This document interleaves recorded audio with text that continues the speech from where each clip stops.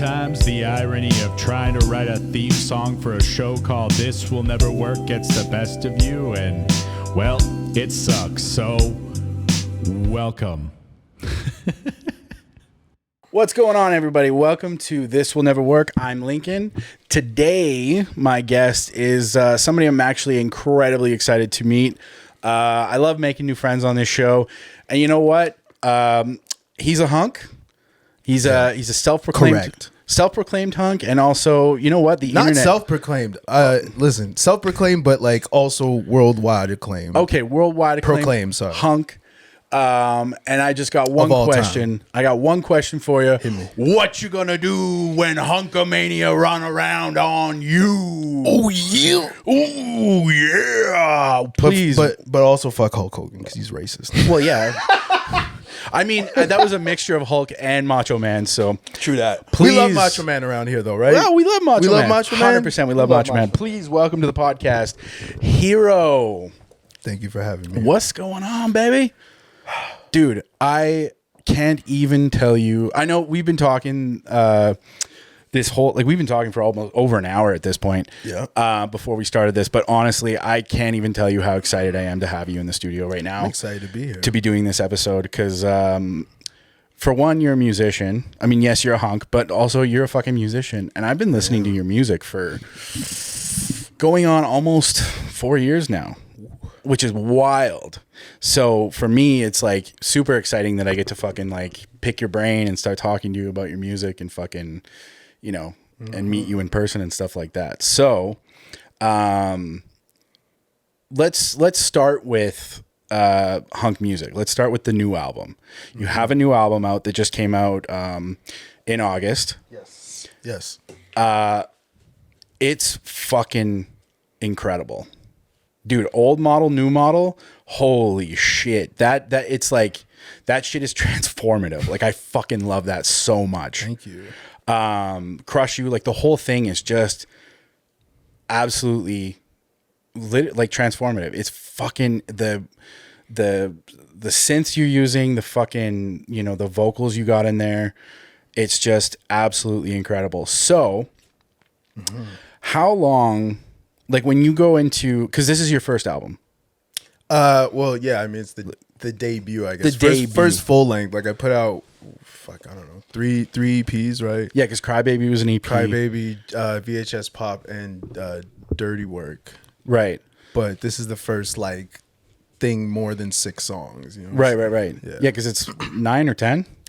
12. It's 12. Okay. Yeah, well, 10 with 2 bonus songs. But 12. Yeah. Well, can I just say shout out to you? This guy got me a fucking coffee and a breakfast sandwich and a hash brown. Great human being. I just want to say that. Shout out to you, man. Thank you. This guy, not only did he pick me up, he brought me fucking Tim Hortons, man. Cheers, buddy. That's as fucking Calgarian as it gets, all right? Hell yeah. Hell yeah. Fuck yeah. You're the man. Honestly, well, it's just one of those things where it's kind of like, I really wanted to get a coffee on the way, and I thought, you know what? I'm going to see if this motherfucker wants anything. That's thoughtful. Thank you. Well, yeah, I try to be thoughtful. I'm not always. I'm a hunk. According to my wife, I'm not always successful in the thoughtfulness, but I do what I can. So with this album, like how long were you in like process on this album? Like tell me about conceptualizing this whole kind of like new era of Hero. Well, I flew to Africa to find myself. Okay. That's not. Why is that funny? I don't know. Why is that funny? No, because you don't think I did. You don't think I went to Africa to No, touch I base don't. with the mother? Okay, I don't. Well, it's not during COVID. Well, listen, man. I mean, I started the album pre-COVID. Well, did I start pre-COVID? I don't know. So here's the thing about the album. Like, I'm gonna take these off. it was. I mean, I was working on it like on and off, I guess, for like 2-3 years because all different songs came up at different times. Totally. Or maybe there were parts of other things that I felt like would fit better on hunk music, right? So yeah, I mean, it just I don't know, like it was just a process. I didn't spend like 2 years straight just locked away working on some shit. No, it's just that's like a bit here, a bit there,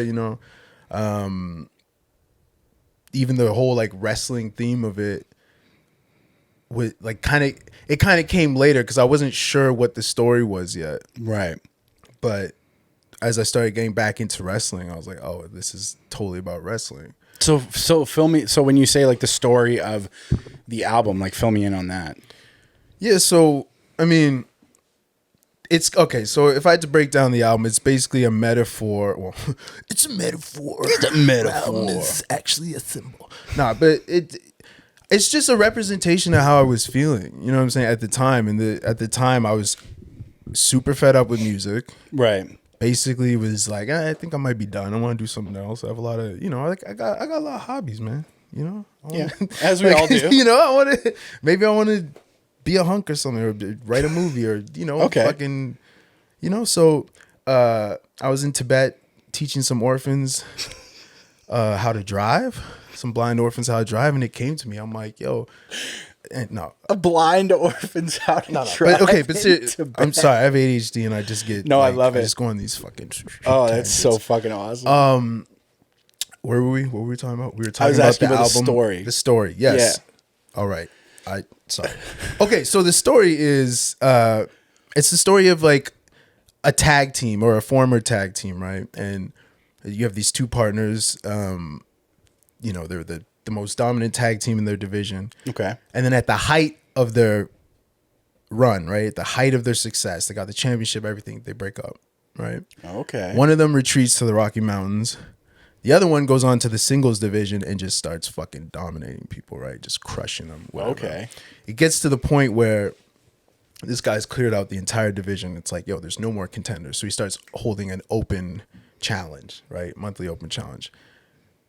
Who pops up 10 years after they won the thing? His old partner to challenge him, right? So Sick. the old chart. So this whole album is this telling the story of the old partner coming up, challenging him, losing, and having to build himself back up from nothing. Okay. And that's kind of how I felt about the music industry. It's just like, yo, I have to come back from nothing because,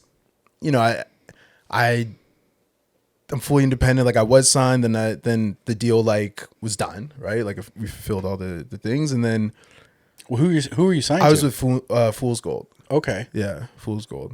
And that was when you were doing the EPs? That's when I did Cry Baby and Dirty Work. That was through. Okay, Fool's so Gold. it was just two EPs? Just two EPs. Okay, I yeah. got you. So like that deal had it was done, and so I dropped Club Nowhere on my own 2020, and then with Hunk Music, like through making it, like I had parted ways with my manager. Mm-hmm. I wasn't signed anymore. I was trying to do my own thing, so it really felt like it was just me. And on top of that, like I'm doing all the creative direction, all the fucking design, all that. So it just felt really like, yo, it's me against everybody. And that's what the tone of the album is. And if you listen to it, like it's taking you on a journey from like being confident to being struck down to building yourself back up. And at the end, if you listen to Will to Survive, at the end, it kind of, you hear a crowd and you hear a dinging of the bell, and that's the rematch of the guy who lost. But you don't know how it turns out. That's the thing. I ended it there because like I don't know how my shit's going. I might fucking quit music tomorrow still, Dude, I love that so much because in listening to the album, I always wondered. I felt like the dinging in the crowd, like the bell dinging in the crowd, I felt like that had something to do with wrestling, but and I knew like what that was resonating with me, but I didn't. That's why I wanted to ask you about that and like find out why you had done that. So that's really interesting. Yeah. And I like the fact that you've left it open ended and you've essentially left it on a cliffhanger. Yeah, basically, right? Which is amazing. Yeah, because I mean, life's a cliffhanger, right? It is. Who fucking knows? Oh, right? 100% it is. Yeah. So no, that's fucking dope. So do you have? I mean, in writing. Did you write that story down or did you just kind of conceptualize it in your head and go from there? I mean, I have an outline written, but most of this shit is just like in here. Yeah. A lot of the time, like I'll just work it out in my head as I'm doing things. Like I have a head canon basically, right? Totally. Like just my own index or glossary, right? Totally. But of like characters. Yeah, characters and settings, et cetera, et cetera. But I don't put out the stories, you know what I mean? Like Club Nowhere had a story too, and I think I did put the story out there on the website, but I don't even think people like look at that shit. But because the story is more for me, it's the internal logic, right? It's making sure that just like a movie, right? You want to have internal logic, internal consistency, right? So it's just to keep me on track with the themes and because the way I see my albums is one long song. And if you listen to any of the EPs or whatever, like maybe not VHS Pop because I was still like trying to figure it out at that time, but like Dirty Work, Cry Baby, or Club Nowhere, they all blend together as one thing, and they're pretty easy to listen to, is what I've heard. I think because of that aspect, right? And also because like those other albums are like 16 minutes long, so it's like Totally. But yeah, so that's why I have that internal logic. I'm not necessarily putting it out there, and I also don't want to like step on other people's interpretation because maybe they have another idea of what the album is for them. So I'm not trying to be like, well, actually, it's this motherfucker. Like, nah. Whatever it is in your head, but for me, that's what the story is, and that's what I was trying to represent. You know, that's really, as an artist, that's really good of you to kind of leave that interpretation up to the audience, because ultimately, people are going to derive what they want from your art, no matter what you tell them. Totally, it is. So no, that's fucking dope, and I love concept albums to begin with. And like the whole, now that I know the backstory on Hunk music, it just makes me love it even more. Yeah. And I mean, I think all my shit is conceptual. I don't think I know how to just, you know what I mean? I don't know how not to do conceptual stuff. Cause at the end of the day, I just want to tell stories. So whether it's music or, you know, drawing or making a movie, whatever, I just want to tell stories, and music is the thing I'm best at right now, so I do it through there. That makes perfect sense, and it's so funny that you say that, because I when I was in high school, I had a similar thing where I came up with this whole like band essentially like concept, kind of, you know, like Coheed and Cambria kind of thing, but it wasn't space. It was like it was like the Old West. Like I came up with this whole like and I called it Hair of the Ghost Town Gentleman. And for years, dude, I thought, I was like, I'm gonna turn this into a whole fucking stage show, and like there's gonna be like country mixed with metal elements, like, you know, very Maylene and the Sons of Disaster. Have you ever heard of them? Bro, I don't know any of the references you said. I've heard of Coheed and Cambria, like I've heard of it. But you never listened to them? Maybe. I don't know. But you're like, I guarantee you probably heard at least one song. I look, I don't know shit about shit. And I don't pretend to either, though. Like when people are like, you know this, I'm like, no, because you don't want to be that guy who's on that Jimmy Kimmel show talking about like, I heard of the fucking, I don't know, the CCMs or some shit. Like, well, you've heard of like Brian Sampson, right? Who's that? Exactly, because I just made that person up. It's that kind of thing. You see that? Keep it real, motherfuckers, because you might get caught. Exactly. People, and I don't agree with this, because shitty people do that, where they're like, they try to catch people in like lies like that. Yeah, I don't like that. But honestly, it's just like, but why lie? Right? Exactly. Why like, lie? If you don't know, like, that's the thing. Like you like when we were driving here, you had said like, oh, did you see the specifically like the Patrick Carney episode of that podcast or whatever? And I was like, who's Patrick Carney? Like, I didn't pretend to know who that is. And you were like, oh, Black Keys. And I was like, okay, now I know who you're talking about, because there's a point of reference. But dude, people, it's like an insecurity thing for people, I think, where they're like, they want other people to, they want to be included. They want to be accepted. Yeah. They want to be respected, and they want to be liked. So people, it's not hunks. You're just not. If you do that, you're not a hunk. Because if you're a hunk, you just just got to be comfortable with yourself. You see? Yeah, you got to be a hunk. But is that comfortable? You took those glasses off earlier, so is that really? I just want to be able to see you better. Okay, but it's not because they were uncomfortable, right? No, they're not uncomfortable at all. They're just these are very comfy, and I'm specifically wearing them because you're on the show. I wanted you to like me. So well, I don't. So you should just take them off. Fuck. But it's funny because Pit Vipers, I always looked at them like, these look cool, but why do they have to have their fucking logo like across? Like, bro, It's cool. It's good enough that I'm buying from you. I don't need everyone to. I'm not a billboard for you. Is all I'm saying. You know. I constantly like when I'm wearing because I have quite a few pit vipers now. When I'm driving, I'll see something out of the corner of my eye and I'll fucking look for it and I'll realize, oh, it's the fucking like pit. That's awful. It's terrible. Motherfuckers. Yeah. I'm not a big fan of it. In that regard, but like whatever, they're cool looking glasses. Yeah, they are cool looking. Those guys are killing it too. I've seen many a pit viper. Dude, there's a lot of companies nowadays that have come up out of the ether that are just like doing wild, crazy shit. And their products are so fucking simple. You look at Liquid Death, they're literally selling cans of water. Do you don't know what Liquid Death is? Holy shit. Dude. Is it like box water? Because No. I remember when they tried to do that box water shit. It's cans of water. And literally that's all it is. It's a can of water that says Liquid Death on it. Their slogan is murder your thirst. Excuse me? Yeah, their mascot is a fucking like giant muscular dude with a giant axe and a can for a head that looks like it's been shoved into the neck hole. He just goes around fucking murdering people. Like it's like, you know, Metalocalypse, right? Like the Adult Swim show. Yes. It's kind of like that's kind of what their company is. Like they are like a real life Metalocalypse. They're constant like Power Thirst. Remember that YouTube thing, like Power Thirst 3000 or some shit like that. Oh, It's old. that kind of sounds familiar, It's but like fire drink, it's energy, bitch. Yeah, I don't know. That's what I remember it being, something like that. that's more Red Bull, I think, because Red Bull's just like we have all these fucking athletes and we sponsor motocross, shit like that. And they're killing it in F1. Sorry, real quick. Speaking of that, see, you can tell we both have ADHD because we're not talking about the album anymore.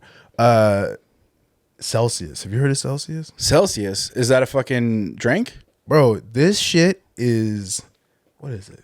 I think it's like, so it's pre-workout or some shit in the States, but apparently it's the equivalent of like 2.5 Red Bull cans. Shit like that. And people are drinking that. I'm like, bro, no. I can't drink energy drinks anymore because I'm terrified it's gonna like make my heart explode.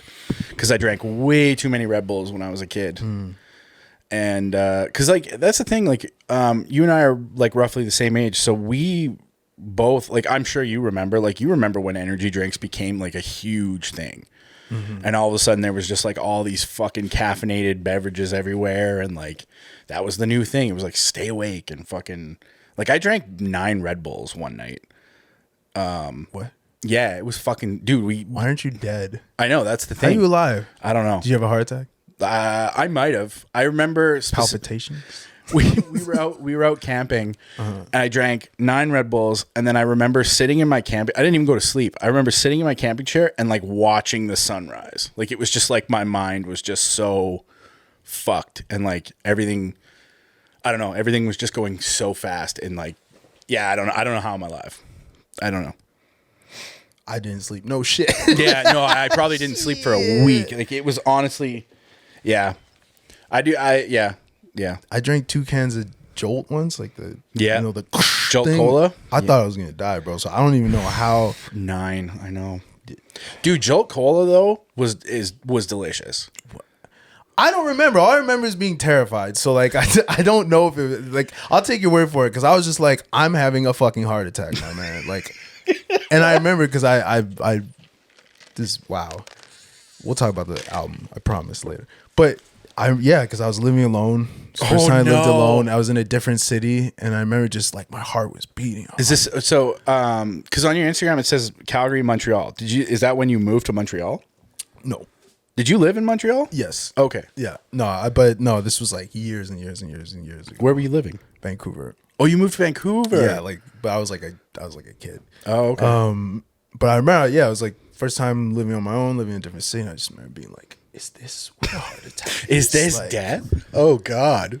Does he come for me this evening? Yeah, like Did I drink too much Jolt? Well, it just like it didn't. Father, forgive me. Yeah, like it just didn't stop. The next day, I'm like, why is my heart still pounding? What the fuck's going on? Yeah, that is a caffeine or like an extreme caffeine hangover is the fucking worst. Especially when your heart's still pounding and you're like, I'd really like this to stop now. Bro, I was just like, Yeah, it was scary. It just felt like it was like the feeling of when the cops are in your rear view and you're a black person, but just for like 3 days, you know, like just Oh that. my God. Just yeah. I don't recommend drinking 2 jolts. No. Yeah. That's my story. Jesus Christ. Coffee's okay though. Yeah, coffee's fine. Just don't drink too much coffee. Just make sure you drink water too. There you go. So you were telling me like you do all your own, like you're doing everything now because you're the fucking man. You're the hunk who's the head of the hunks. You're the head hunk. Yes. So dude, I fucking love all of the graphics and all of the little videos and all of the advertisements and all that shit that you've put out for like leading up to releasing the album. It's incredible. Like, what are your, so Thanks, man. Tell me a little bit of, like, obviously it's very like VHS inspired and you know 80s aesthetic and stuff like that, but just kind of run me through like some of that, like creating some of that stuff and just like I think it's just like making what I like to see. Yeah. You know? That's basically it. It's like, what do I want to see? Okay, Yeah. cool. I'm just gonna do that. That's what I appreciate. Yeah. That's what I appreciate about your art the most is I told you this earlier. I know for a fact it's like you're creating shit that you want to see and you're just kind of like, if other people like it, great. If not, fuck it. Yeah, I mean, yeah, that's basically it. And I think see the whole 80s aesthetic it's a weird one, right? Because I think on one hand it's kind of corny, right? Like it's you know, there's all that like neon sunrise bullshit that I don't fuck with. You know what I mean? The like purple just, and orange well, and just, like fucking yeah, like grids. it's like it's always, you know, and I love grids, but like, yo, it's just a grid and the sunrise and like and I'm like, yo, how many but everybody variations does of that, this yeah. can we do? And the thing is, the music is trash too. Like I'm sorry if motherfuckers like synthwave and whatever the fuck the other thing is called, but my issue with that kind of stuff is Vaporwave. No, not vaporwave. Synthwave and Retrowave? yeah. Okay. Which I guess are the same thing. I don't Yeah, know. kind of. Ish. You don't fuck with synthwave? No, At all. I don't like it. Okay. And people are like, "Yo, man, I love your synthwave sound." And I'm like, I would not classify you as synthwave. I wouldn't either. But and let me be straight though. If anyone does classify I like as that, synthwave. or if anyone does classify my music synthwave, that's perfectly okay. Like I'm not, even though it's called Hunk Pop, just so you know, Hunk Pop. That's you good know, to like, know though. It's Hunk yeah, Pop, like okay. yeah, but I mean, you know, whatever. It's just personally, I don't like it because it's so fucking derivative. It's like, yo, to me, it sounds like these guys haven't heard 80s music. They heard someone else who was inspired by 80s music and are trying to copy that, and it's like it's not original enough, right? Like it's kind of the same melodies, the same basses, the same bullshit. Like, yo, take those elements but make it your own. And I feel like there's not enough of that. And I feel the same with anyways, back to the visuals, it's the same thing. So I was really cognizant to not do that, you know, because I think it's overdone. And if you really look at a lot of 80s stuff, it doesn't look like that. No. You know what I mean? Like, yeah, there's grids, but it's a lot more subtle.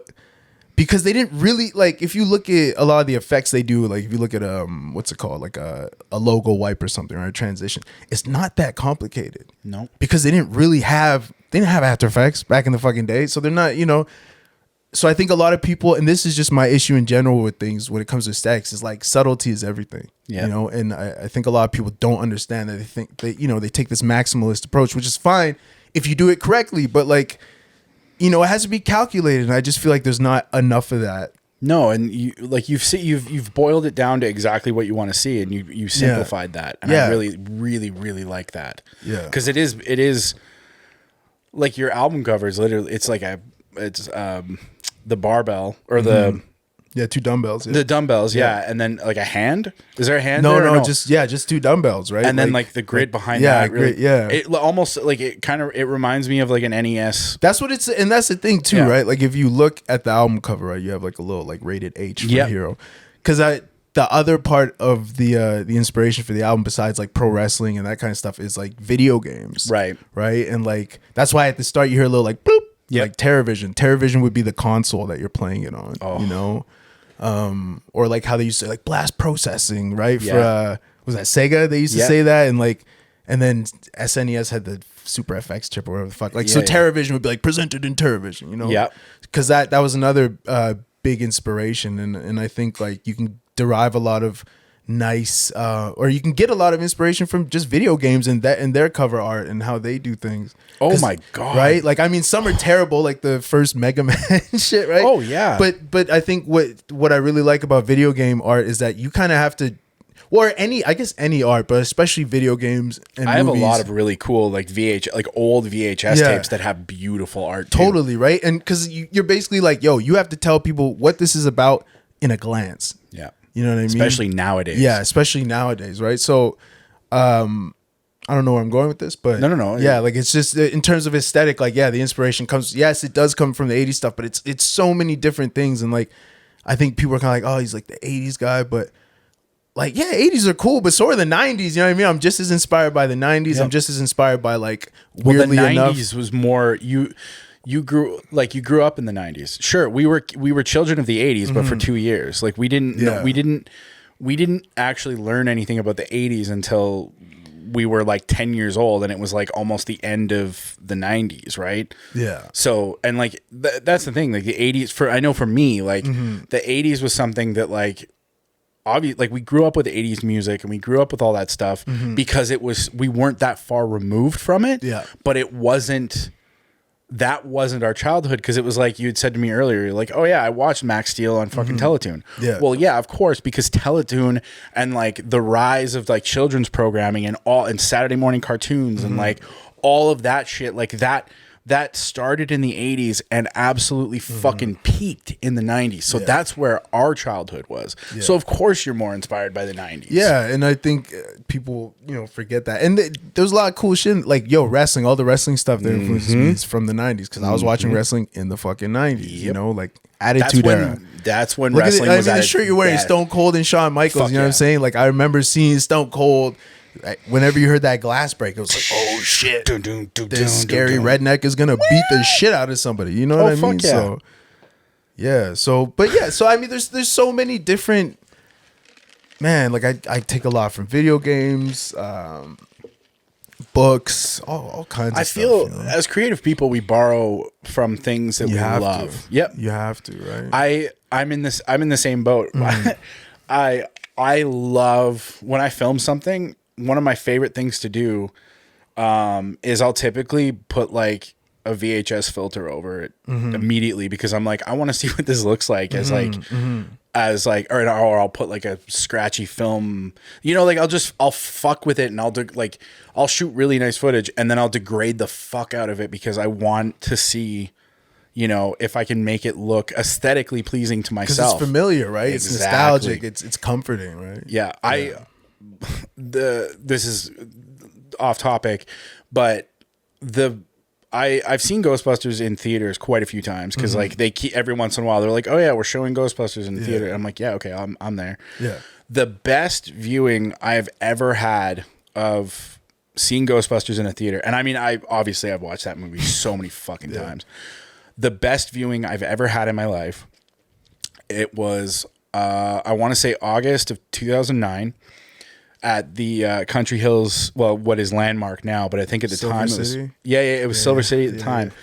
They said, oh yeah, we're showing Ghostbusters. Yeah. And I had just started dating my wife at the time, so it was like really early on in our relationship, and we went. I wore a Ghostbusters shirt. I had this like blow up Proton. I didn't have like the actual Proton pack at the time. They gave me like theater tickets for like kind of dressing up, but anyway, she was like, this what, like my wife's probably looking at me like going like, this fucking loser, what the fuck. I married her, so fuck you. Or she's like, this guy's fucking rad. No, she married this motherfucker. She can't stand any of this shit. Like she would be so happy if none of this existed. Yeah, she also probably would be pretty happy if I didn't exist. Hi babe, love you. So that particular screening of Ghostbusters, it was a 35 millimeter print, which in 2009 was still not outside the realm of possibility. But I mean, by that point, they were moving away from projectors. Pretty digital. Yeah, like I mean, every theater now is digital. Like they're just like every movie comes in on a hard drive in like a locked case for all the new movies. But at the time, yeah, it was a 35 millimeter print. Yeah. And I remember specifically this print. I don't know where they got it. I wish I had asked at the time. It had extra frames cut into a whole bunch of different places. It was scratched to shit, so it looked like we were watching a Grindhouse version of Ghostbusters, which was amazing. There were deleted scenes that I have on like the special edition, the one that's behind you, that were cut into the movie that like me and my friend were going, dude, we've never seen this shit before. Like there were scenes in the movie that we had never seen before. Because there's this whole, the scene where Ray's getting a blowjob or whatever, and like the dream. Okay, that whole sequence is they go to this like military fort or something, and they're kind of fucking around looking for ghosts, and that's why he's wearing like a general's outfit in that scene. And I don't even remember. I remember like him being like, getting a blowjob. So yeah, so that they just turned that sequence into like a dream sequence as part of the montage, but that was actually a scene in the movie where they show up and like there was a whole sequence. I'm pretty sure some of that was cut into this version of the movie, and we were like, what is happening right now? So by far, that is the best screening of Ghostbusters I've ever had in my life. And it's kind of sad because at the time I wasn't like cognizant of the fact that I should have asked, like, where did you get this print? Like, I'd like to take this home because, like it's fucking wild to me that existed in the first place. And like, I don't know if it's the same for you, but like, I love watching movies in 35 mil, and then you hear the projector, you get the scratching of the film on the screen, and like, the cigarette burns in the corner when they got to change the rolls and like, or the reels. I don't like that shit personally. You don't like that? No, I don't give a fuck. You know why? Who the fuck are you? I'm a pixel snob, bro. Like I want that shit as HD as fucking possible. So you don't give a fuck. So this shit. So I have VHS. Listen, I have VHS. Actually, when I moved, I had to get rid of a bunch, but I don't watch them shits. Actually, no, that's not true. I was watching I was watching Ninja Turtles on that shit. Like the first movie? Yeah. Okay, yeah. I'm not against it, but I just like, I don't know. It's the same. I kind of feel the same way about like FLAC audio. You know what I mean? Like people who are audiophiles, like, I only listen to lossless audio. I don't give a fuck about FLAC? Yeah, man, like lossless audio where they're like, I don't listen to MP3s. I only listen to FLAC files. Or that's files. That's way too fucking. That's just whack. Those guys suck because it's like, yo, any musician that I know or producer does not give a fuck. They're not out here like, yo, I only listen in the mountains in a fucking cabin, padded roof. Fuck you. Yeah, but like, what's the difference? Like, honestly, what's the difference? Who knows? Fucking like, what your ears are not capable of even hearing the difference between between FLAC and MP3 anyway. First of all, everybody look at these. Look at his fucking boots. No, I know, dude. I just, look, man. I don't know, but for movies, like, yeah. I mean, I'm a fan of HD. Shit, I am too. Not to say you aren't, but I'm just saying, like, if I have the choice, I want to watch it as clean as possible, most of the time. Yeah, that's fair. Like, I'm not saying like I like digital shit. You know how like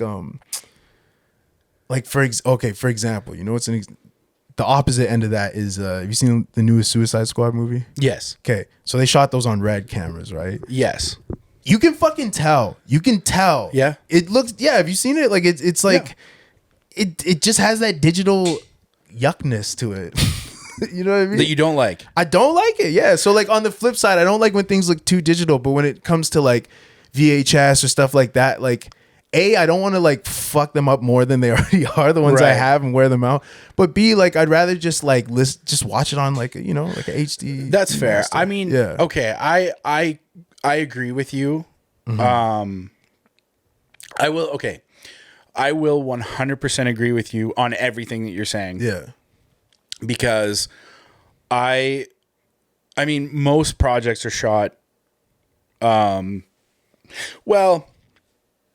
Yeah, I guess most stuff is shot because it's cheaper to do digital. It is cheaper to do digital. It is. If they're shooting on a red, yeah, you can tell. But the thing is, you can make it look, because we shot Raw in Pieces on a fucking red. You know what I mean? Like, and same with art. Like, I've shot videos on art, like Alexa Minis and that's stuff. That's the thing. I would go with an Alexa Mini. So see, this is where we get super like technical. And I would people go are with an Alexa Mini too, but I'm saying even that can look digital. It's just, I'm just saying the way they decide to post process that movie. Yeah, they just were like, oh no, we're cool with it looking like it was shot on an iPhone. But or not iPhone, but I know what you mean. It's like this is a bad example of that, like, or the extreme of that is like Miami Vice. Remember? With Colin Farrell and and what's his other movie that he fucking did? The Hitman one with Jamie Foxx. Yeah, the cab movie. The Michael Mann. Yeah. Okay, Michael Public Mann. Enemies too. Didn't he do that? Yeah, all digital. He did that too. Like, how are you gonna do a period piece with that? No, and the problem I have with Michael Mann's movies is you go from making Heat, like an amazing. Heat is an amazing fucking movie, and he had no choice, but he shot it all on film, like because he shot it in the 90s. That's what they were still doing. I'm pretty sure they shot it 35 millimeter. I don't think they shot at 7. No, they wouldn't have shot at 70 because 70 hadn't been used. I don't know enough about film. Just everybody. See now, I don't know about enough. I'm getting super fucking nerdy on Hero here. I don't know. So you watch Heat. Heat is an incredible movie, and it looks amazing because it was shot on film. Then you get to it's not Transporter. What the Collateral. Thank you. Collateral. I was saying thank you to my own brain because sometimes I have to look through the fucking files of like I have my own index that I'm losing it. You got to access the archive. Man. So you get to Collateral, and Collateral is like an Oscar-winning movie. It's like a transformative performance for Jamie Foxx. It's a tour de force performance for fucking Tom Cruise. Like everything about it is like so fucking awesome, except for the way it looks. I hate the fact that he fucking shot it like 1080p 30 frames per second because it looks like I shot it with my home video camera. Yeah. I mean, I'll say for Collateral, I remember watching it at theaters, and I think that's the only movie where I'm like, you know what?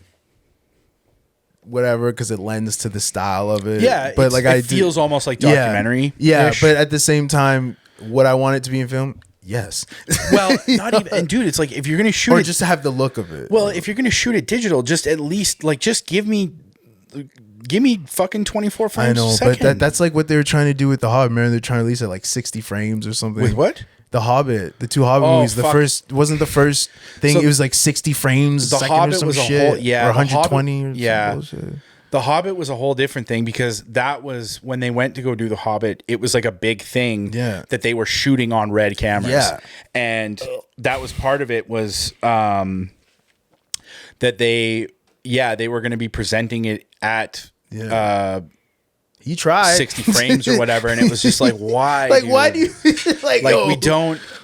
But then you look at and it's only been 100 years of 24 frames per second. And that's what looks really good. And you have all these fucking TV manufacturers. When you go to when you go to like Visions or Best Buy or whatever, and you go and look at the TVs, they always have their fucking True Motion like 240 or soap True Motion mode. Soap opera mode turned on. And like the vision that always pops into my head is iRobot. This is like one I can remember specifically when going into like Best Buy and on all the TVs is fucking iRobot playing, and they're promoting their fucking True Motion whatever, and it looks like fucking dog shit because the robot, as he's like going out like getting kicked out a window or something, he's like fucking clipping. Yeah, there's like weird ghosting and shit in the it's terrible. It's so bad. And then on top of that, you have filmmakers, you have actors, you have all these people in Hollywood that put out, like Tom Cruise not even that long ago put out a fucking PSA that was like, turn that shit off. Literally, you didn't know that? Dude, no. That was a legit thing. They had, because I can't remember what movie it was, but it was like some big fucking movie that came out. The Mummy? No. Okay, we're talking like this is the last, like within the last 3 years. Like, I think it Oh, happened. wow, man.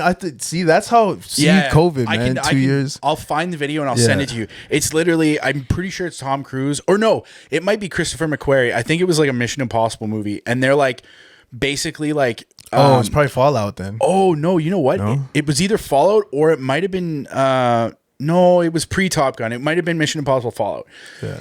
They put out this PSA that was like, when you go to your TV and turn off this fucking setting, because this is not how we intended you to watch this movie. I'm not kidding. They legitimately put out a PSA that like said that. And it's like, why are TV? I get why. Because I have a 4K TV upstairs. Okay. And I wanted it to do 120 hertz or whatever for gaming, because I want I want 4K 120 on my fucking Xbox and my PS5, but I don't want it on my fucking movies. No, I want to watch my I think that's why I do actually come down here and watch movies. Yeah. I watched South Park down here yesterday. I will say, watching VHS on a fucking LCD screen does look better than trying, because like I had at my old place, I had a couple like old TVs, and I would watch, like I was saying, I had that Ninja Turtles thing. I would put shit on in the background on VHS.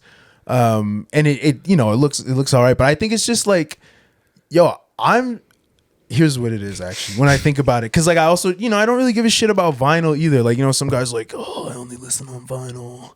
Yeah, no, I like my vinyl, but like I don't even have a vinyl player. And like I appreciate the process. It's kind of like I know it's a ritual for some people, and I can appreciate that. But me, I'm just like, everything in life I'm trying to do efficiently, and I don't like if there's like too many steps, I don't like doing it. That's why I don't use any, like, for example, when I'm making music, I don't use any fucking hardware because I don't want to take time, plugging this in, doing this, run pad, like fuck that. Go back. Wait. When you don't use like a MIDI keyboard? Yeah, I'll use a MIDI keyboard, but I'm saying like I don't have a synthesizer that's making the sounds. Like it's all, it's you're all, doing it all on the computer. All on the computer, and like Which, and you have your own plugin pack too that you sell. For Serum. If you use Serum, go to I don't remember the website, but listen. What is Serum? Just Serum is a VST plugin, which is basically a virtual synthesizer. Got you. Okay. Yeah, but Serum patches. If you use Serum, look up Hero VHS presets on Gumroad, baby. Love you. A little kissy kiss. I don't know why I did that. But yeah, like it's just. I'm trying to do shit as fast as possible. You know what I mean? I'm trying to like get shit done. So that makes sense. If I have to like fool around with chords or like fuck around, nah, bro. See, and I'm like 50% of the way there, because I sometimes do like the analog, I don't know. It's just like it's one thing. Okay, it's one thing to shoot something with the cinema camera and then go into post and make it look old and degrade the footage and do it that way. Yeah. And it's a totally different thing to actually shoot it that way from the beginning, which is why I bought old cameras, because and like even my film photography camera, because I was like, you can absolutely fake that effect, but if you're just going for that effect in the first place, there's nothing better than just doing it properly, from the beginning. So like I do absolutely understand both sides of that, and I think, it's a choice there. It's a preference. No, totally, I do love fast, efficient fucking workflow like that, especially for doing this podcast and like getting episodes up. Pardon me, like a fast, efficient workflow is really important. Totally. But when it comes to like creative shit and like, like little things I want to do here and there, like I want to be able to like, stretch my legs a little bit and kind of fucking actually get or like if I, making a movie or whatever, like I want to be able to get the actual intended effect that I want with the tools that I have. For sure, yeah. If you're making a movie or something, like I would love to shoot a movie on film. We did one of my videos we did on film. Really? 16 mil or 8 mil? 16. Okay. It was Kodak 4perf. Oh shit! In Norway, I remember it was the Dirty Work video. We shot that in Norway. Yeah, I shot it in Norway, and it was on film. And because I remember they like had to take it out, put it in the little like dark thing. All the mags, yeah. Like set it up and then ship it off, and then we had to wait a few weeks. And I'm like, fuck that for a music video. know, but and dude, it looked amazing. But is that on YouTube? Yeah, it's on YouTube. Okay, I gotta watch that. It's a video for Dirty Work. But yeah, I mean, it looks great, but I don't know. I mean, I'm not against film by any means, but I just know how I work, and a lot of time it's like I have to get this done, so I just shoot it, and then I can make it look how I want later. You know. Fair enough. Okay, fair enough. So let me ask you that: like, would you consider yourself like a cinephile? Like, would you consider yourself? I don't know.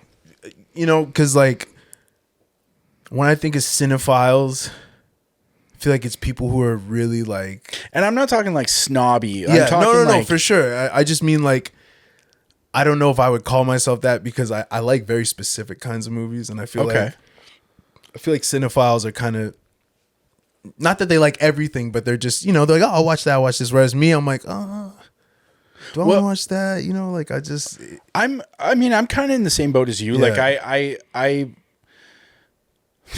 so it's got to rub me the right way for in terms of like ahead of time in order for me to like actually put the time. Because I mean, fuck, we have such a finite amount of time, and I mean, I spend most of my time watching The Office. Let's be honest. But I mean, it's tough when you have like, especially when you have ADHD. It's really hard to get your mind to settle down enough to focus and absorb something new, because you know that you have to use brain power in order to absorb what you're about to. True. So that's why I'm sure, I don't know if you do the same thing, but I know for me, like I watch the same shit over and over and over and over and over. I was just talking to someone about that today. It's like my comfort shows or my comfort movies, or like, I think a lot of people do that, you know? Yeah. It's because you don't have to think. Yeah. I mean, I don't know. I don't typically do that because I feel like I'm like, oh, I already watched that. But the last thing I think I rewatched was Sopranos, actually, which was fucking good.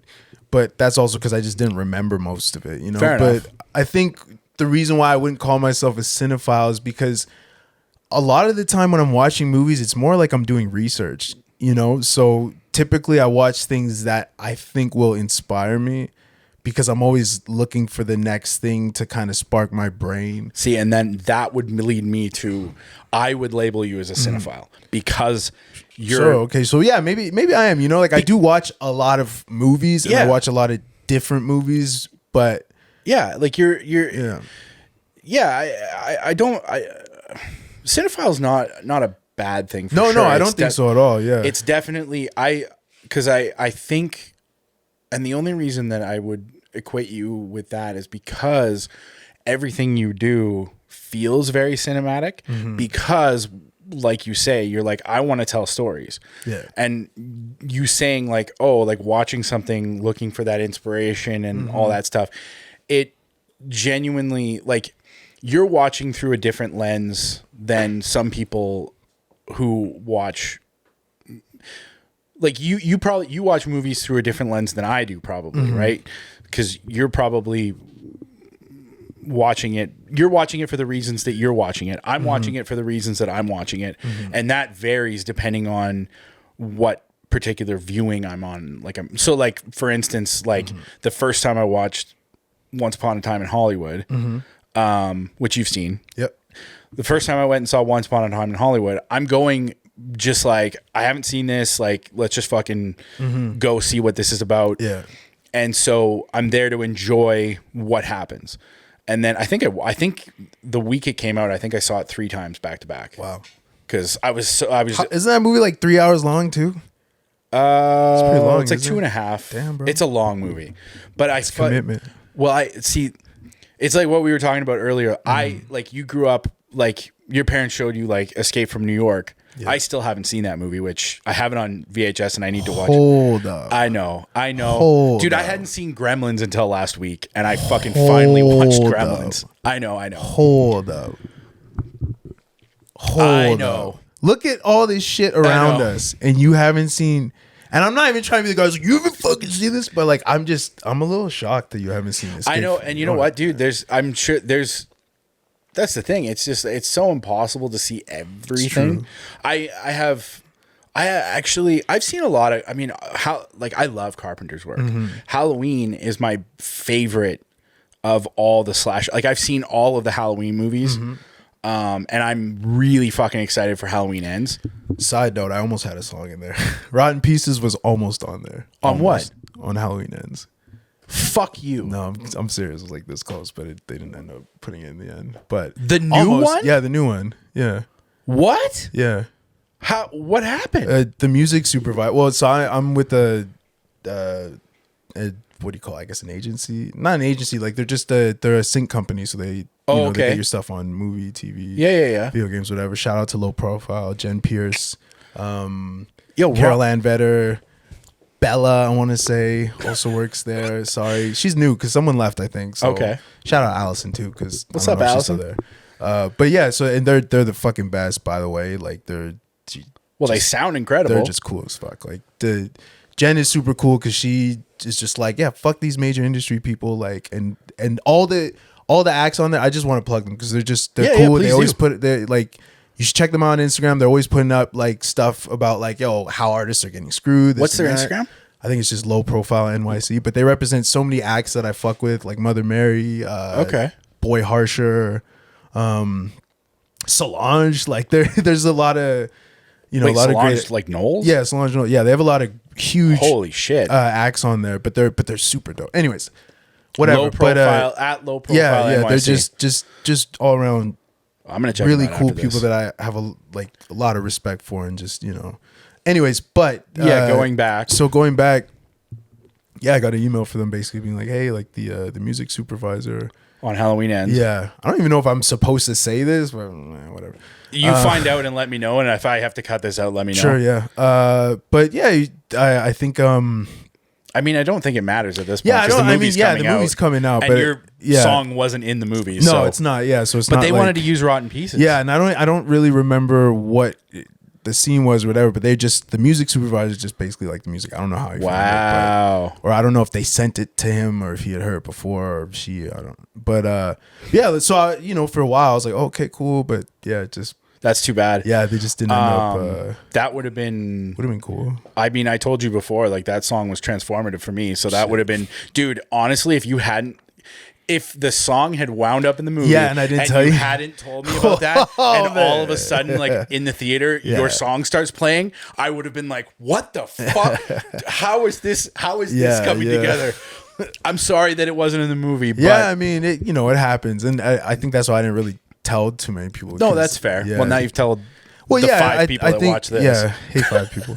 I think but that's a greater metaphor for the music industry. It's really, like a lot of it is just like, hope for the best, prepare for the worst. Like, if I told you all this shit like that almost happened, you'd be like, oh my God. But it's like at the end of the day, it didn't happen, right? Yeah. So, but it's still, I mean, for some of it, some of it's still cool that it fucking. Yeah, I mean, that it's like, like to at least be considered.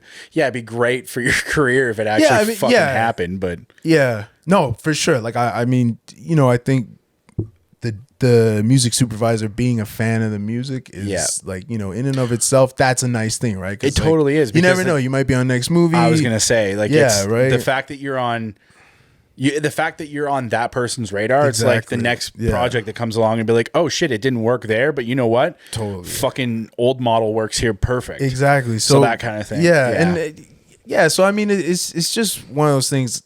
On the flip side, though, like I'm on a lot of people's radar, right? Like you think, and sometimes it doesn't mean shit, right? Because I'm on a lot of people's radar where you think like, oh shit, but like I'm gonna get somewhere with this, but.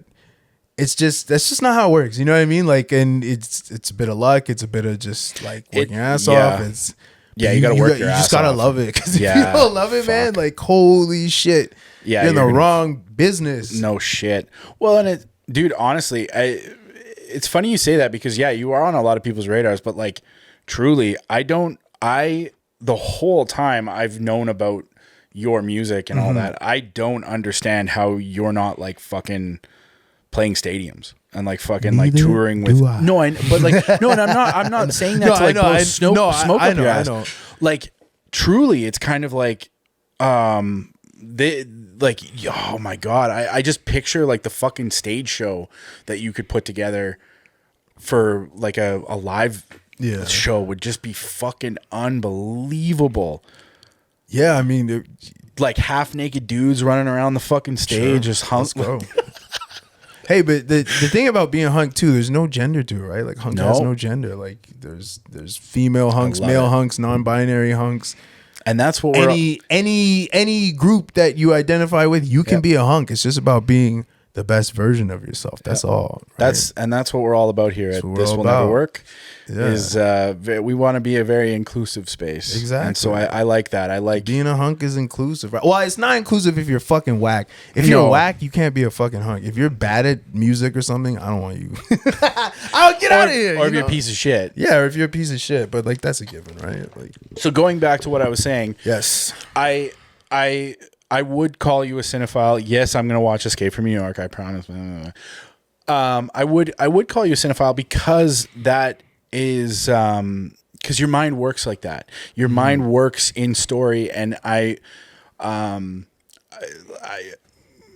let me assume, but I assume that like you visualize things in a very, because I know for me, like I visualize things, and I always have, in a very cinematic way. I look at every scenario and like through the lens of like, oh shit, that would make like a really cool scene in a movie, or like, you know, like it's fucking weird, but like I do look at things in 35 mil, like and so it's kind of like, do you like The Weeknd?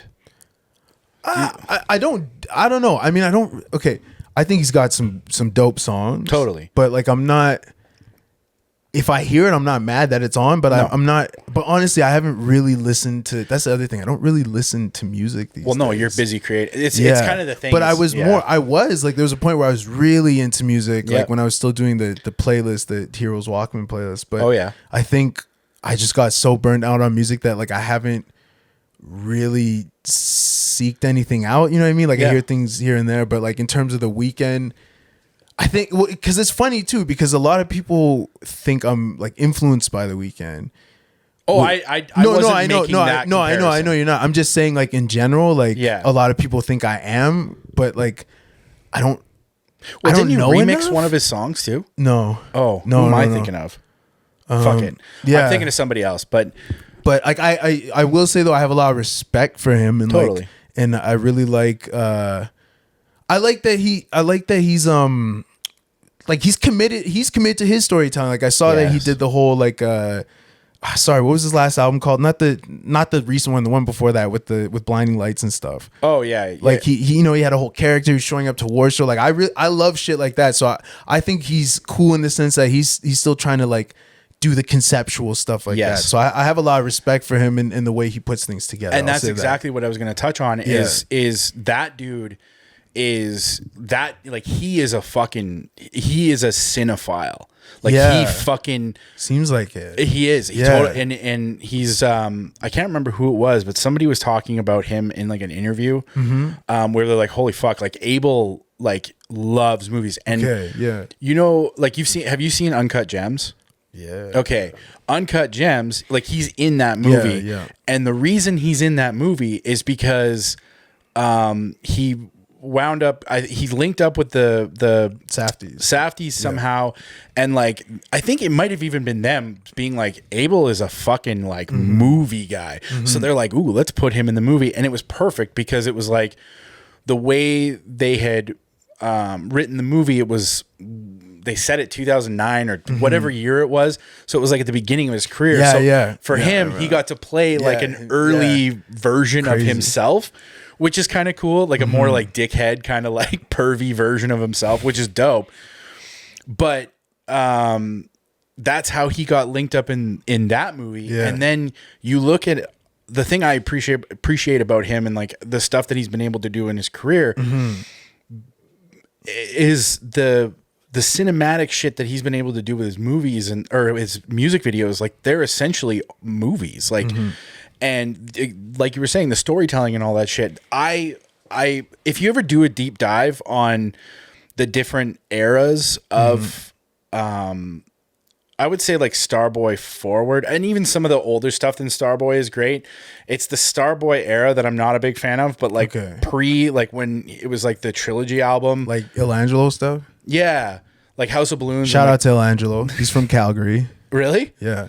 Was he like a part of that? Yeah. And the beginning of okay. Yeah, even some of the newer shit. He's from Calgary. He's a fucking genius, I think. And he works with The Weeknd. Yeah. Oh. He's worked with all kinds of people, but he's originally from Calgary. He worked with The Weeknd on a lot of the original stuff. So he's worked with Drake then too, right? I'm sure. Well, I mean, I would assume because like Drake is Drake is the one that kind of popped off. Yeah, The like I think around like Take Care time, it was Take right? Care, yeah, because he had him on that one song.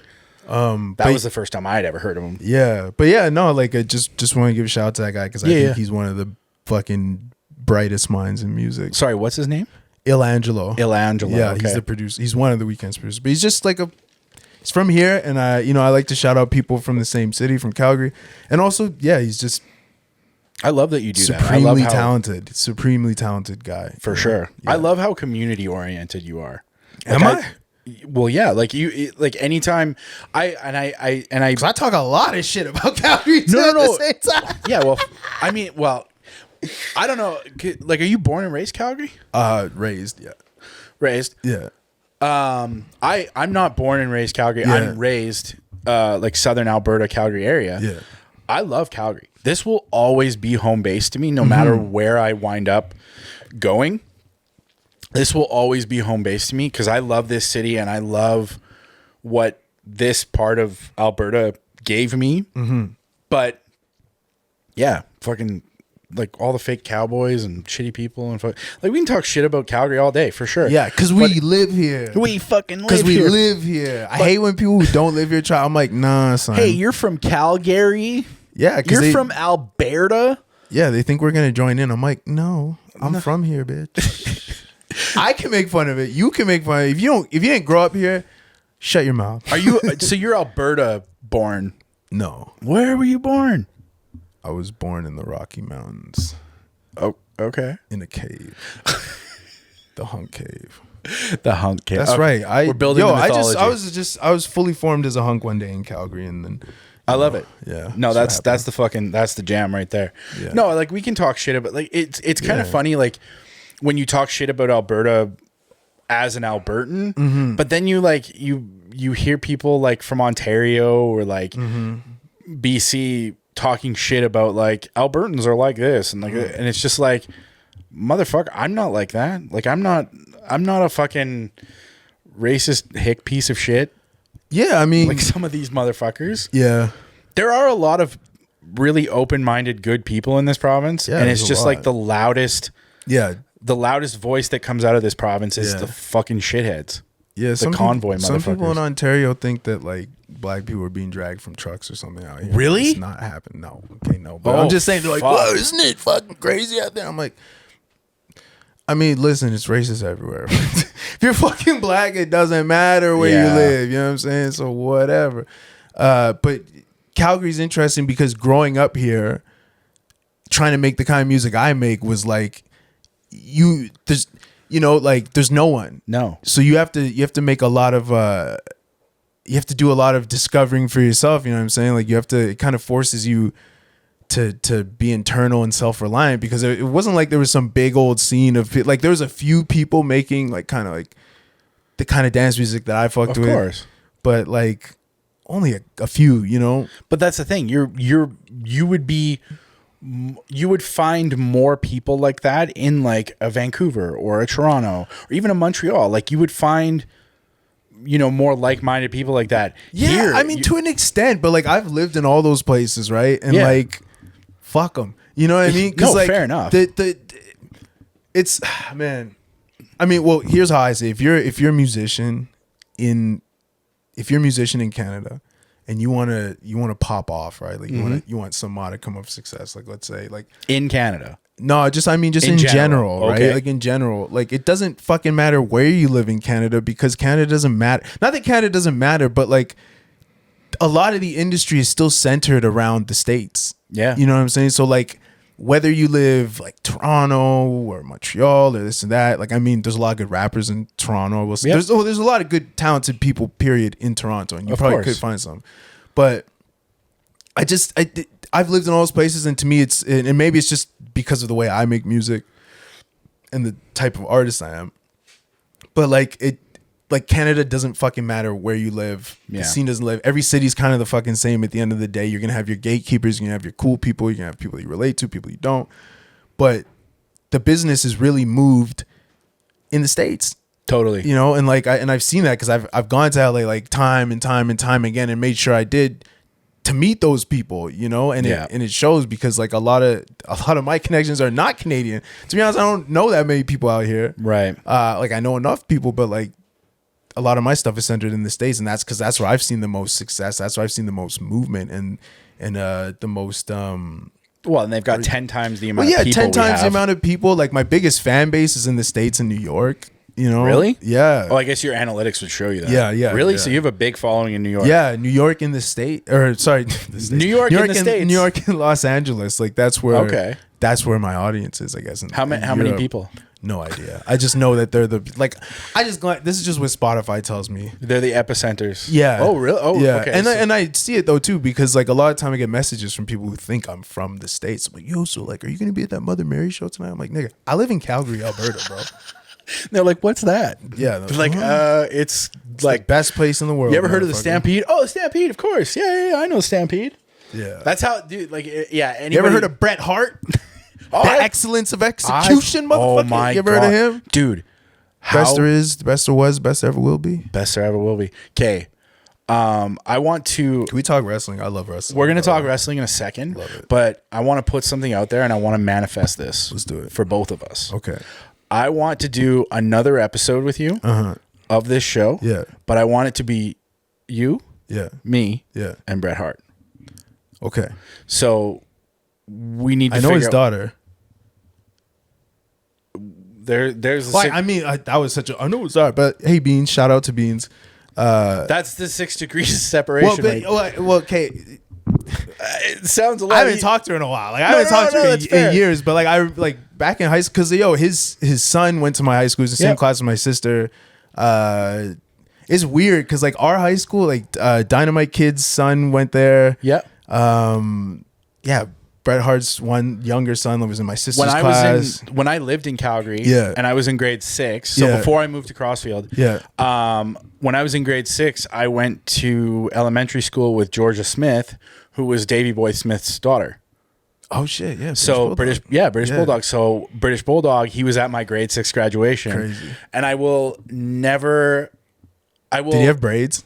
He did. At the time, he didn't have braids. Oh. Because when would that have been? No, that would have been like 95. No. Like it was when he had braids. 99. When he had braids. When that would have been like what 93 to 90. Yeah, like right early. He had short, like he had all cut it all off by the time I met him. He must have been WCW by then, right? It may, or was he back in? Oh fuck, who knows? Anyways. So grade 6 graduation. I wish you know what? I have to.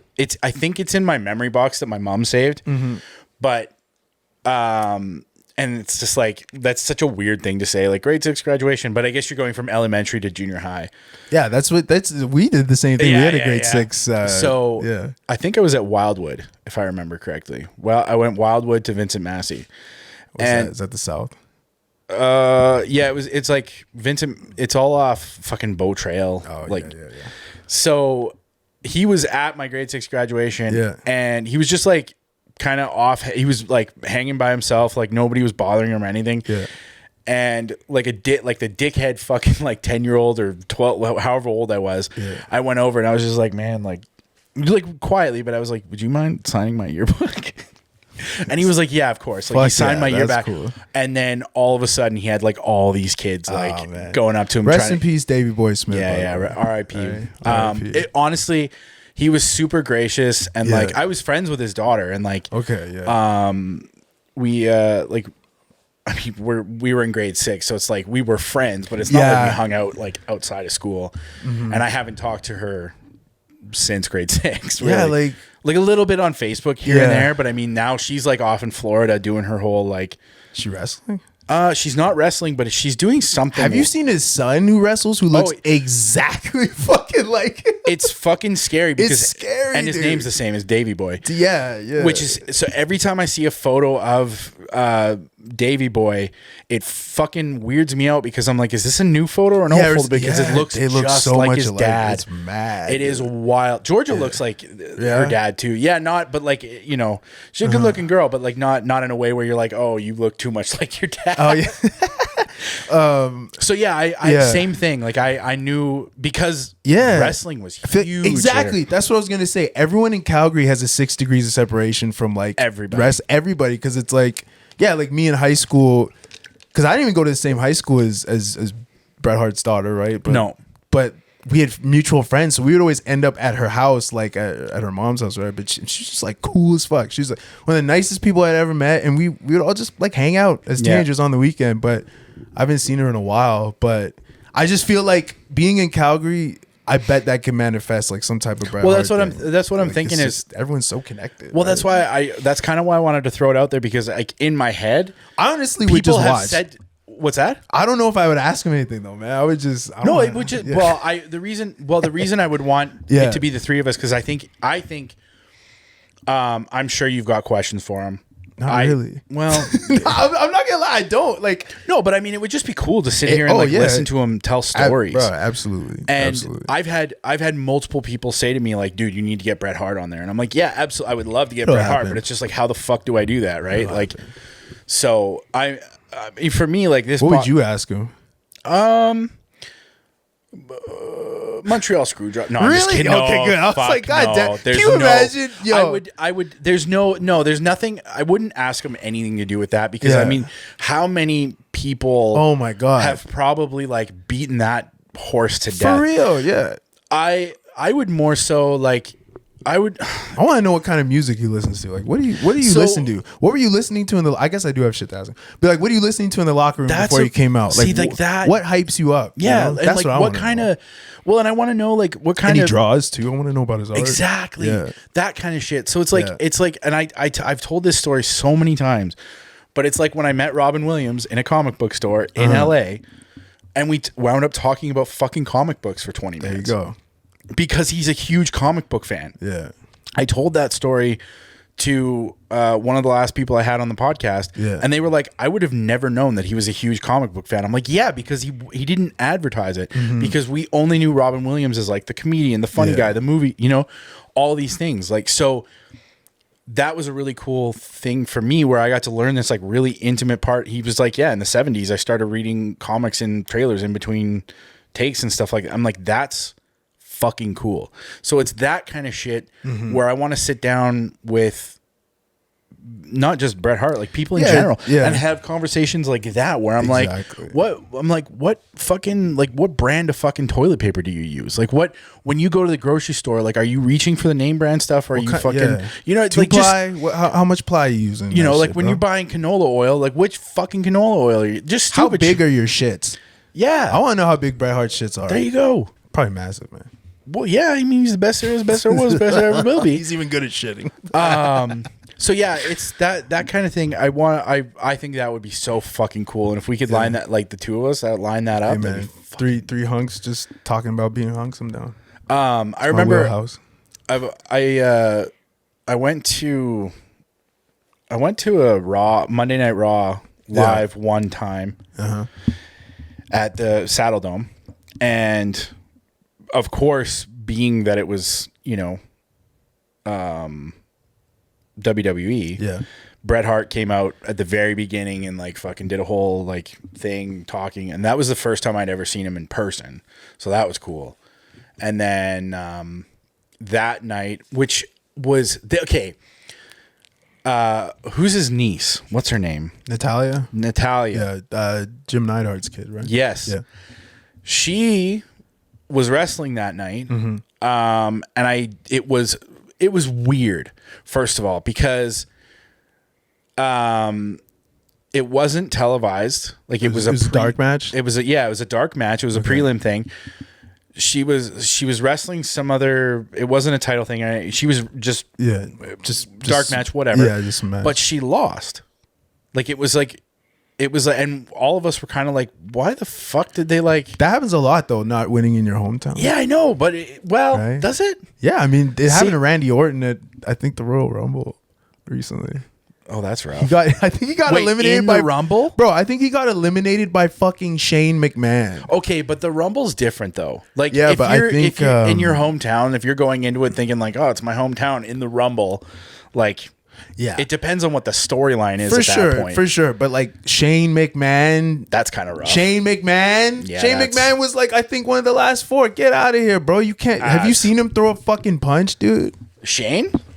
Dude, he's literally like the fighting Irish Bro, fucking like yeah, he is. little Celtics. Doesn't he train? He fucking trains MMA too, doesn't he?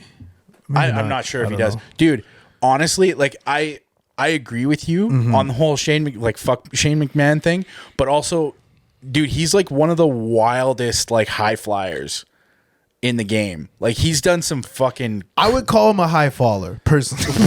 high fall, sure. No, but yeah, he's done some crazy Like, stuff. Yeah. like- yeah, 100%. And even what was it, WrestleMania 2019, where he did that fucking huge one, and like he hit the table and there was Yeah. the airbag on, like you could clearly see the airbag that he was landing on or whatever. Crazy. Shout, yeah. more Even power to him that, for dude, yeah. like you're still jumping. Like it was a ladder match. No, I'll give him all the respect for putting his body on the line like that. Like Shane, that's yeah. because his dad never did that, and I don't.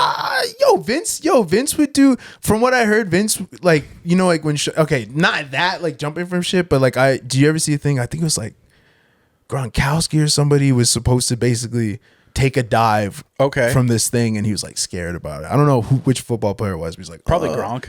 Maybe Gronk, yeah. And then like Vince was like, listen, pal, it's easy, and just fucking went and did it. It's on YouTube. In You his see him. 60s? Yeah, bro, in his Wow. 70s. Oh, in his dog. 70s. In his 70s, Well- because he's like 76 now, right? Yeah, so you probably was so like and just it was recently, 70. yeah. so it was yeah. like but he's just like, pal, just went and Yeah, did but it. Same with the Vince has always been fucking built. He's crazy, dude. So that's why I feel like he hasn't done it, but I feel like he would. Like he just seems like he would. Yeah, well, and I'm sure, I feel like because he was the CEO of the company at the time for all those years, it was probably like an insurance thing where they're like, we literally can't have you break your neck. So like could you be that can't too, yeah. fucking dive. Although However- I don't think it was stopping. You're fucking- He sounds crazy, bro. well, yeah, because, of course. Because he used to. Did you ever hear about how he used to go up to like the wrestlers and be like, "Yo, hey pal, use your finisher on me. Let me see." And he would just that guy's fucking. I don't know, man. He's you know what? different I breed. believe that though. I 100% Totally. believe that because, Me too. like, have you ever seen that documentary where, Puke? They're like trying to. Oh my god, what fucking documentary is that? Puke. Yeah, it was like this dude who was like coming up he was like, they were trying to bring him up in the WW, might have even still been the WWF at that point. It's not Beyond the Mat, is it? It might be Beyond the Mat. I can't remember what documentary, but it's like this dude who's like, he's about to sign a contract with the WWE. Yeah. He's coming in, they're sitting in the office and they're like talking about his character, right? Mm-hmm. And Vince is like, well, we're going to call you Puke. And he's just like, all right, because he can make himself like vomit on command. And Vince thought it's and- the funniest and thing ever. he's just like sitting there with the garbage and he's like, oh, he's going to puke. He's gonna gonna puke. puke. Yeah, you know what I'm talking about. And so, like, I feel like that totally sounds right. Like, he Yeah. would do that kind of shit. Yeah, just like, Bro. do your vote. Like, he would just get a stunner from Stone Cold and the fucking. And yeah, That's wild. what was it? What was the storyline? I'm pretty sure like it was the Katie Vick storyline with Triple H and Kane and Triple H basically was like, Remind me. Kane had sex with his dead body or something. Jesus. Yeah, and that was the whole thing. It's like Triple H dressed up as Kane and like has sex with this thing or pretends to. I don't know. I don't remember. But anyways, And this is the 90s? Yeah, this is like Okay, I Attitude don't Era remember shit. this. Yeah, and like I think the whole thing was Vince like, "It's fucking hilarious. It's hilarious, pal." Like just he finds weird shit. I think he's a fascinating dude because he's just so bizarre to me. Well, and you look at that's a very good point. You look at the 80s Yeah. into the 90s. The 80s wrestling by comparison and then like so tame because it's like because the 90s obviously we've always referred to it as the Attitude Era. Yeah. Because suddenly now WWF, WWE has this fucking attitude, right? Like they're presenting this program that is like no fucks given. They're swearing on television. They're beeping it out, obviously, but they're like doing all this racy shit. Like they really fucking they you know, they kind of set the bar for like what wrestling could be. I feel like Nitro did, because if you look at 95, right, they're doing that like WCW. Yeah. Well, that's the thing, when they were competing. Because if you look at WWF in 95, right, they had the new generation. It was fucking trash. Like every fucking wrestler had a job, or their gimmick was their job. Like, I'm Garbage Man Jimmy or whatever. You know what I'm saying? Where meanwhile you have Scott Hall and Kevin Nash going to WCW, like just being like, yeah, we're here, we're invading. That shit was instantly real, right? So it made everything WWF was doing look stupid, because they're like, okay, why do I care about Jimmy the Garbage Man when you have like real guys? And then that got edgy, and then I feel like WWF had to start getting edgier because of that. But that's what I mean. So it just like it because those two companies were playing off each other before WWE bought WCW. Yeah. They were playing off each other and getting edgier and edgier and edgier until it hit this certain point where you look at like early 2000s, it was still good, but then you look at like mid to late 2000s and even early like 2000 aughts, like 2010 through to like now, the product just got so diluted, and it really got watered down in terms of like their rating at a certain, like they just changed the rating back to mature or whatever it is. Oh no, so they they said they're gonna change it to TV 14 from PG. TV, that's what it is. But like, yeah, you know why though, man? It's because like, yo, they didn't have to fucking well, two things. One, it's like no one wants, that's why they only had like Oxy sponsorships and shit, because no one wanted to be attached to their edgy ass product, right? So like they had to rebuild into the PG era. And like now it's been shit also because Vince McMahon was just like micromanaging. That's kind of what I mean though, right? Totally, he was, but also he made it. He fucking dumbed it down to a point, like you were saying. He likes weird shit. Yeah. But it was like was. He went too far with it. He did. Yeah. Yeah. Well, yeah. He has too many yes men, and I think the other issue is like, yo, it comes WWE as it stands today. Like they don't have to answer to fans, because it's like, yo, that shit doesn't matter. They have so many TV deals. They're the most profitable they've ever been. Yeah, because they have $1 billion TV deal here. They have a streaming deal here, a streaming deal there. They don't have to worry about selling pay-per-views anymore, because they don't do that. They even changed the name to Premium Live Event, because it's like you have to be signed up to the network to get it, right? So they're just like, we don't give a fuck what you want, because we're making money hand over fist regardless. Which was actually so smart that they did that. Yeah, like but now it's the fucking. Exactly. Yeah. Building the WWE network and putting every live event on there as like not even a premium add-on. It was literally like you sign up for the product, you get it. I actually subscribed to it for a while, and I watched a lot of their original content. Like I watched documentaries on wrestlers. You can watch the old shit, right? Yeah. I watched so many old matches when I was signed up to. It was great. I love it. I don't like the fact that it's like fucking $17 a month. Well, yeah, and now it's part of Peacock and shit too. Like, is it? Yeah, like that's how they made money. They basically sold the rights to Peacock for like $1 billion or however much. So like now you have to sign up to Peacock Network and get it through there. So WWE, they have no hosting costs. If someone else doing it for them, and they're just making money. And so and for NBC, that's huge for them. And that's okay. So then that makes sense though. Yeah. Because NBC buying that and the rating changing, I don't know.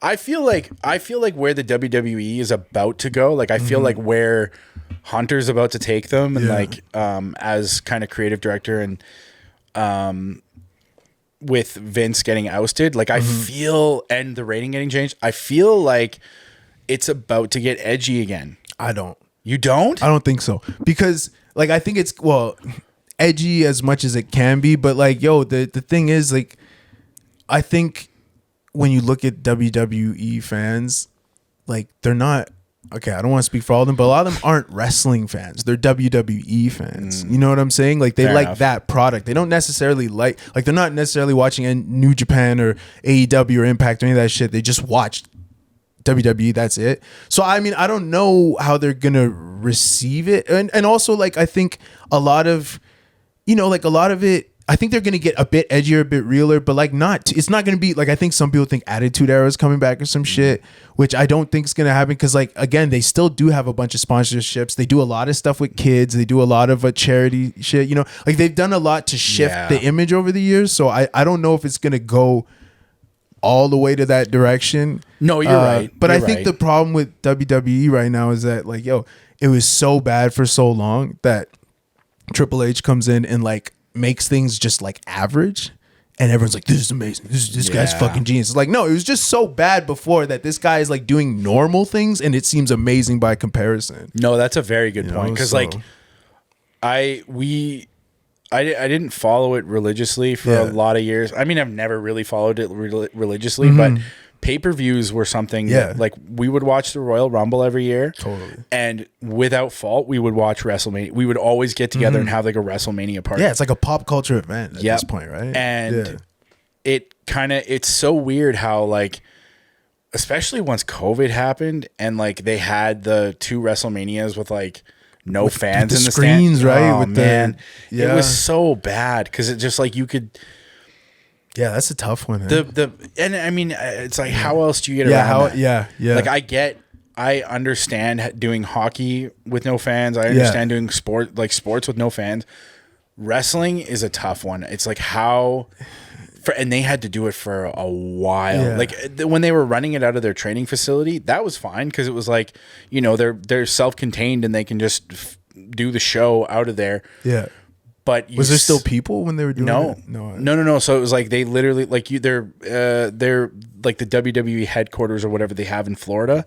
Like they have like a bunch of like the training center or performance center or some shit, right? Whatever it's called. Yeah. They were literally doing the show. They were doing Raw and SmackDown out of that facility for like so long. And I think what they did is they kind of did a similar setup with like the screens around the ring, and it's just kind of like, so you could like tune in live and like be on the screen and stuff like that, but it's just no, it's not the same at all. And you a lot of what wrestling is playing off the crowd. Totally. It's that interaction, it's the chants, it's the back and forth. You suck. You suck. Like it's all that. And although fuck the what chant. People are still doing that shit to this day, and I'm like, yo, bro, what? On, right? And why fuck the what chant? That's fucking stone cold. Because now, because that shit hasn't been relevant in like 20 some years. What? And it's just annoying. No, because it's not. now they're in I love it. I hate it because like sometimes to me it's just annoying, and also that this is awesome. Like I hate that. I don't know why. I'm just being a hater because like this is awesome is kind of cringy. It's just like this is awesome. This is awesome.